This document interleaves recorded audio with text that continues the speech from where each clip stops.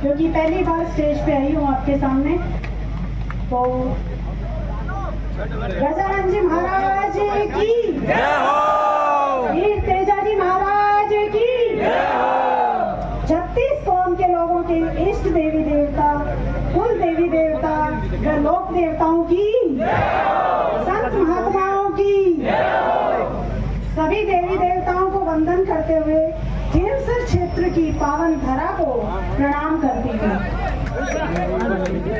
नामांकन सभा में पधारे आदरणीय एमपी साहब, ससुराल में मेरे बड़े भाई का रोल अदा करने वाले आदरणीय नारायण जी बेनीवाल साहब, बहन इंदिरा देवी बावरी जी, नेक सिंह जी गुर्जर पूर्व प्रधान, भागीरथ जी ड्यूटी साहब, पूनाराम जी मेघवाल पूर्व प्रधान, सुमन मेघवाल प्रधान नागौर, मुंडवा चेयरमैन सुभाष जी कंदोई, अनिल बारूपाल जी, और कोई गलती रह गई तो माफी देना, राजू राम खोजा जी, सम्मानित मंच और सामने बैठी देवतुल्य जनता का धन्यवाद, अभिनंदन। मैं आपको धन्यवाद देती हूँ कि सन 1977 से आपने मेरे परिवार को साथ दिया है और हमेशा कंधे से कंधा मिलाकर आप लोग चले हैं। यह विधानसभा का उपचुनाव नहीं है, यह एकमात्र उपचुनाव नहीं है। इस चीज को आज आप ध्यान में रखिएगा। यह चुनाव राष्ट्रीय लोकतांत्रिक पार्टी की प्रतिष्ठा का सवाल है और उसको और अधिक बढ़ाने का सवाल है। पार्टी की जो विचारधारा है वो गरीब, किसान, मजदूर और महिलाओं से जुड़ी हुई है, बेटियों से जुड़ी हुई है। और सिर्फ विचारधारा नहीं, संघर्ष करते हुए हम जो आगे बढ़ रहे हैं, जिस तरह से बहन बेटियों के लिए संघर्ष लगातार हमारी पार्टी कर रही है, उसी की आज मान और मर्यादा का सवाल है, उसी को आगे बढ़ाने का, उसी की प्रतिष्ठा आगे बढ़ाने का सवाल है। इसलिए आपको मजबूती से साथ देना है।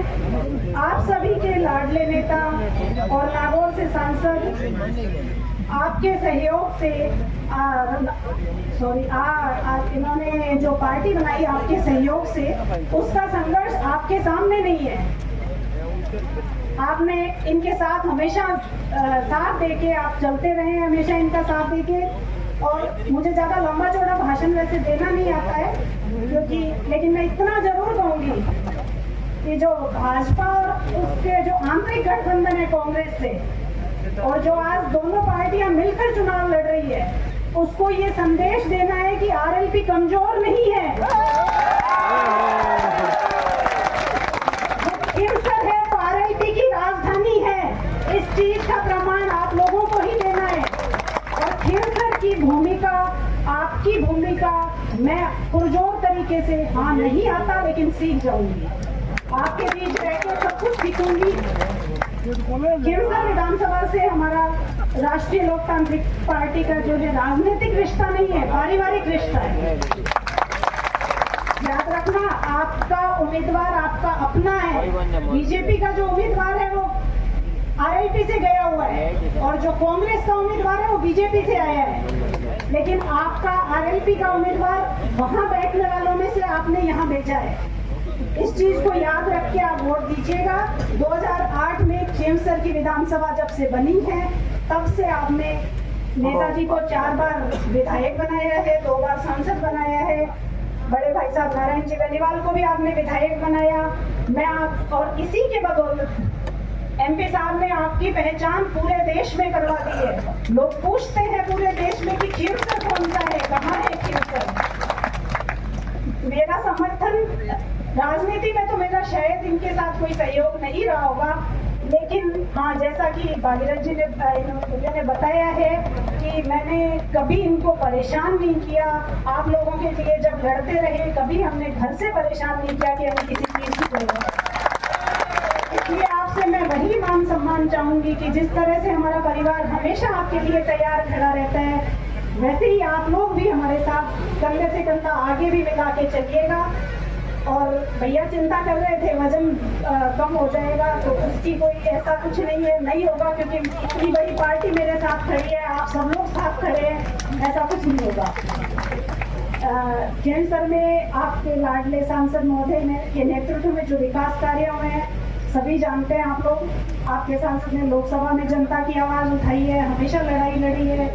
आपके लोकप्रिय नेता नारायण जी बेनीवाल ने भी विधानसभा में जनता के हितों के लिए लड़ाई लड़ी है।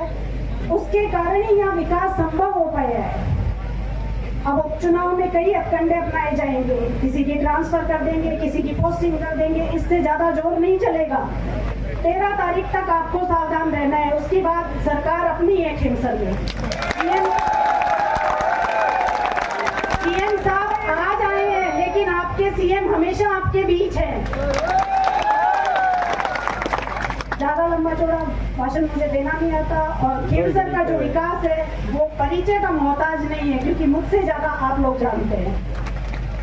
आपके सांसद महोदय के नेतृत्व में और आपके लोकप्रिय नेता नारायण जी बेनीवाल के नेतृत्व में, मार्गदर्शन में, उनके सहयोग से आपकी आवाज में पूरी बुलंदी से विधानसभा में उठाऊंगी। और जो भी होगा, बीजेपी वाले सिर्फ बोल रहे हैं कि हमारी डबल इंजन की सरकार है, लेकिन याद रखिएगा डबल इंजन की सरकार आरएलपी की होगी, क्योंकि एमपी भी हमारा और एमएलए भी हमारा। कहते हैं डबल इंजन की सरकार। आज सीएम साहब आपको टेलीफोन भी कर सकते हैं, लेकिन कल आपको सीएम साहब नहीं जानेंगे कि कौन कहां से, लेकिन आपके